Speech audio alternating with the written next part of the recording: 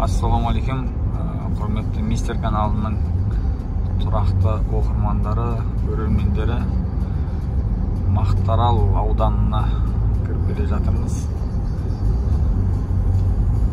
Шымкент қаласынан. Мақтаарал Food City. Әдемі көрініс, түнгі Мақтаарал ауданы. Тізелі сергек бар, яңса. Оң жағымыз Правда ауылы, Азаттық қазақшасы. Осындай көрініс. Мырза шөл. Мырза шөлім, мырза елім деп атам қазақ айтып кеткен ғой. Сол мырза шөл.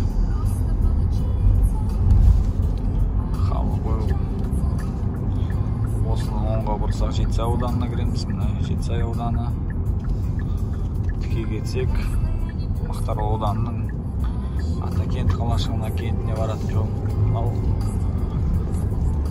Жетісайға Асығат арқылы өтетін үлкен жол.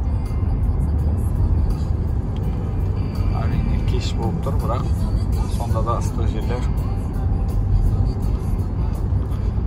Қаншама Қазақстанның өзге облыстарында, мегаполистерінде жүрген азаматтар үшін өте ыстық болып табылады ғой енді. Қазақстанның ішінде жүрсең туған жерді сағынасың, шетелде жүрсең отанын сағынасың дегендей. Жетісай ауданының Азаттық ауылындағы кішігірім аллеясы. Осында аркелер, скамейкалар орналасқан орындықтар. Азаттық жағы Ділдәбеков ауылдық округі. Ескі большевик совхозы. Ескі Ділдәбеков ауылдық округінің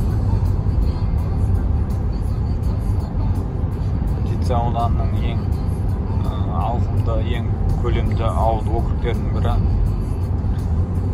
Бұл жердің жері өте құнарлы, ауыл шаруашылыққа ыңғайлы, барлық егінді алқаптары. Себебі алғашқы қауындарымыз, мынау қырыққабат өнімдері осы жерден Ділдәбеков ауылдық округінен шығады.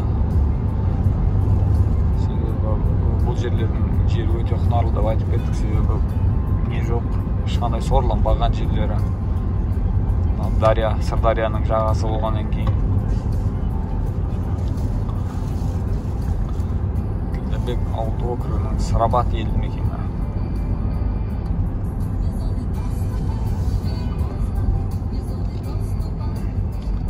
Ділдәбеков ауылдық округі. Шаблон Ділдәбеков деген атамыздың атына берілген. Осы совхоздың құрылуына өте үлкен үлесін қосқан азаматтың бірі Шаблон Ділдәбеков атамыз.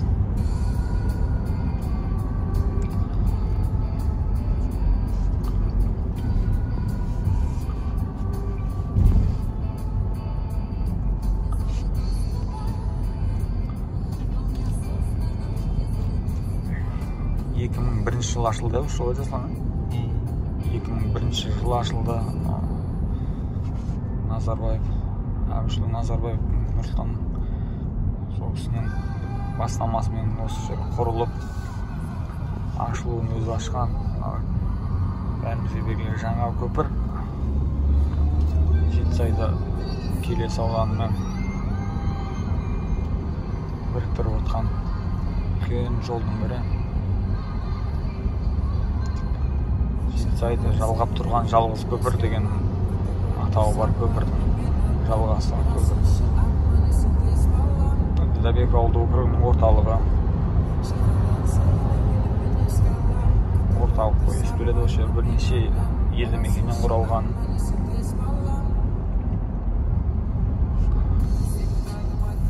Өте ауылдық округінің азаматтары өте пысық әрі өз ісінің шеберлері деп айтуға болады. Осы Ділдәбеков ауылдық округінде бір жерден жылына 2 рет өнім алу дамыған жылдың басында ерте 40 қабат егіп оны жинап арқасынан екінші өнім алады. Соған әбден дағдыланған ауылдық округтің бірі.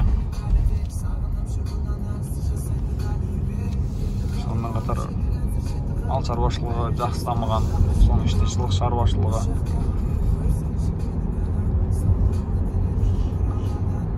Барлық жерінде освещение орналастырған, жарық шамдар үлкен жолдың бойында. Тазалық барлығы қалыптастырған. Көгалдандыру жұмыстары да жақсы жүрген. Бірлік мәдениет үйі орналасқан осы Ділдәбек ауылдық округінде.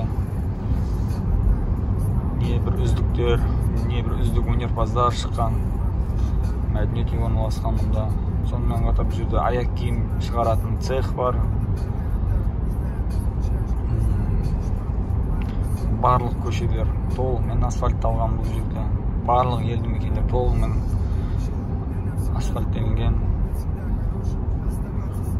Газ, свет, барлық ауыз су, барлық қорлар тартылған, барлық жағдай жасалған Сайлау елді мекені. Сонда ең көрікті бір көркем ауылдық округтердің бірі. Мына жерден үлкен баннерден көруге болады. Мына Шаблан Ділдәбеков атамыздың суреті осы ауылдық округтың құрылуына, совхоздың құрылуына үлкен үлесін қосқан атамыз.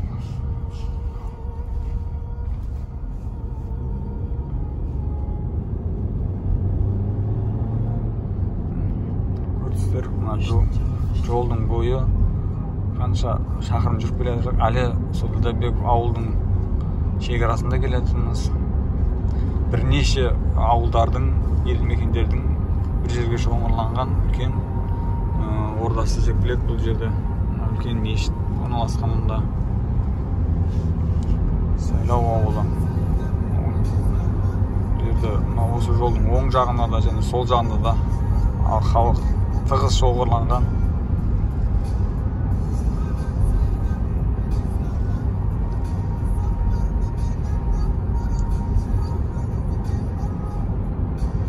Аржақ қарай Ділдәбек ауылдың 2-3 елді мекенінен өтеміз. Кейіннен Асығата, Сайлау деген елді мекеннен шығып бара жатырмыз.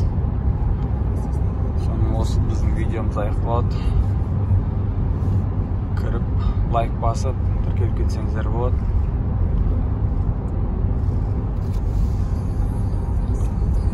Әлде алда жақсы керемет видеолар сөйлейтін боламыз.